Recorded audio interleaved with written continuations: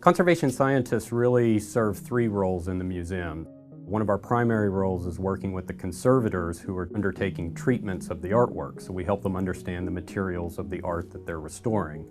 We also work with our curatorial department, and in those instances we're trying to better interpret the collection. So sometimes locked up in the chemistry of an object, you can answer questions like, how old is this, or has it changed appearance after decades or centuries of degradation? And then the third role we serve is the academic scientist. So this is very similar to what might be happening in industrial labs or academic labs. It's just we're always focused on artist materials. We try to invent new ways to analyze artwork. We can typically do analysis in two different ways. We can take a sample from the artwork. The back of a painting or the sides of a painting can be an ideal location to take a sample without causing any visible change.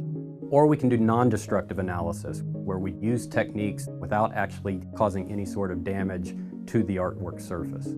The Albers painting is really interesting because of the detailed inscription that's on the back of it, which is very unusual for artists to include that much information about the construction of the piece.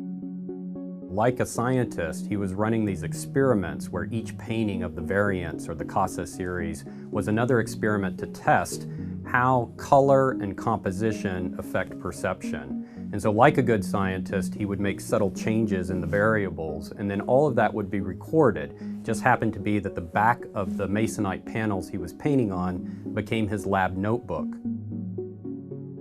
The process would begin with graph paper, where he would plan out the composition. The colors would be determined in terms of the area surface that they would cover, and you can find these wonderful mathematical notations in the margins where Albers is keeping track of exactly how many grid squares of each color were going to be visible. In our instance, we know from the inscription on the back that there was a change made, that Albers took a red passage of paint and decided to paint it in a pink color. From infrared imaging, we know that this was a change that happened during the middle of the process because, in fact, his signature was applied to the red paint. Later, it was overpainted and a new signature was applied onto the pink paint. That's one of those hidden clues, one of those hidden mysteries that is brought about through the scientific analysis.